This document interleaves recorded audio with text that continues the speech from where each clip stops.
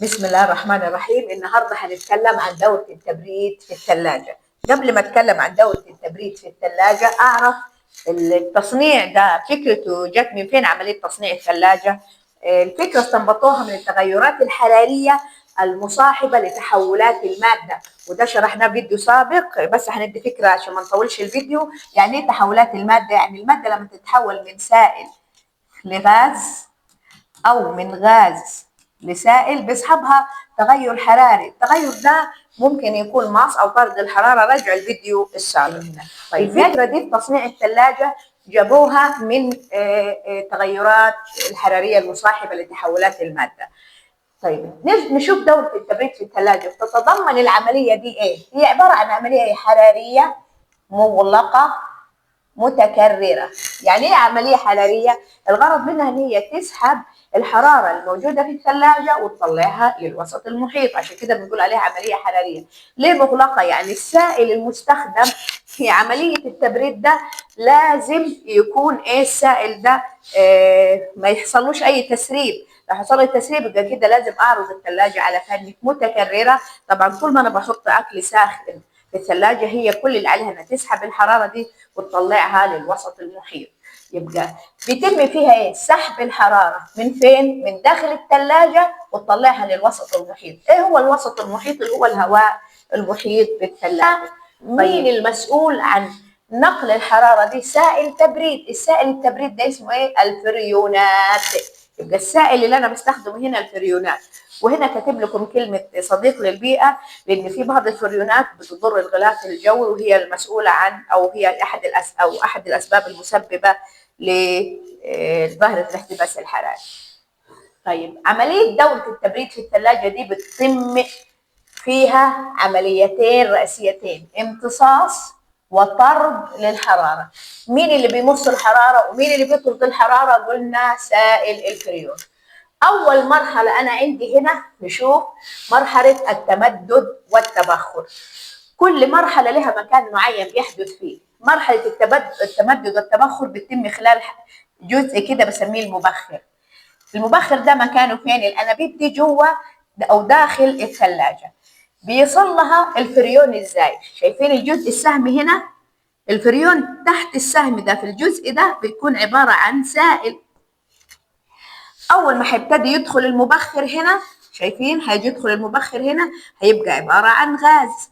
طيب بيدخل ازاي هنا؟ خلال الصمام ده. الصمام ده ايه غرضه؟ الغرض الصمام ده تنظيم عملية دخول سائل الفريون إلى جزء المبخر. هو دخل سائل، فدام وصل للمبخر من اسمه مبخر هيحول السائل إلى إيه؟ إلى بخار أو غاز. خلاص؟ طيب حد قبل كده اعترض قال لي ازاي بيمر داخل الصمام ده وتعرض لضغط؟ ازاي اتحول السائل الى غاز؟ المفروض هل احنا قلنا الصمام ده اسمه صمام؟ الجزء ده اسمه صمام، ما قلناش ان الصمام ده بيعمل عملية ضغط. يعني ايه صمام؟ زي الحنفية كده، لما بفتحها بنظم مرور المية. عايزة المية تمر كتير افتحها كتير، عايزاها تمر قليل افتحها قليل. فالغرض هنا ده اسمه صمام، ان هو بينظم عملية مرور سائل الفريون الى المبخر وبالتالي يتحول الى غاز.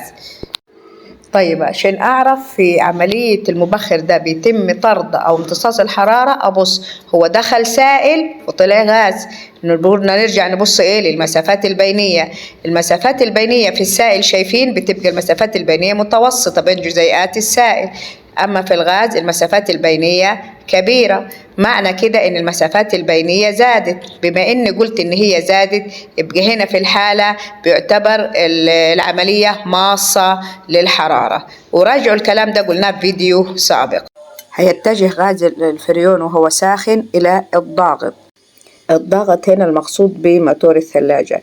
الفريون هنا دخل غاز ساخن، نتيجة تعرضه للضغط من خلال الموتور هيتحول من غاز إلى سائل. وكمان إيه هيحصل تاني؟ هترتفع درجة حرارته. والجزء دي بيجي فيها سؤال: عند ضغط غاز الفريون ترتفع درجة حرارته أو تقل؟ المرحلة الثانية ينتقل الفريون إلى المكثف، الجزء الأحمر اللي عندنا. هو دخل غاز هيتحول إلى سائل من خلال مروره في الأنابيب الحمراء، لأنه هو اسمه مكثف. فالمكثف ده هياخده غاز ويحولوه لسائل. قلنا عشان نعرف العملية دي ماصة ولا طاردة هنراجع المسافات البينية. شايفين في الغاز المسافات البينية كبيرة ازاي؟ لما نتحول إلى سائل المسافات البينية قلت.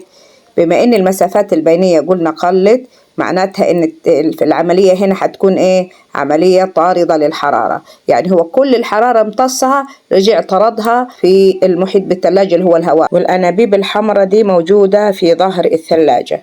نرجع نلخص هنا. عملية امتصاص الحرارة بتتم في المبخر، لأنه بياخد الفريون في صورة سائل ويحوله إلى غاز.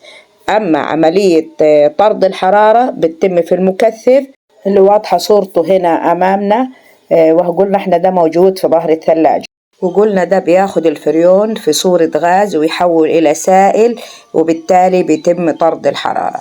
كده شرحنا بالتفصيل دورة التبريد في الثلاجة. إن شاء الله تكون المعلومة وصلت. شكرا لكم، وصلى اللهم على نبينا محمد وعلى آله وصحبه وسلم.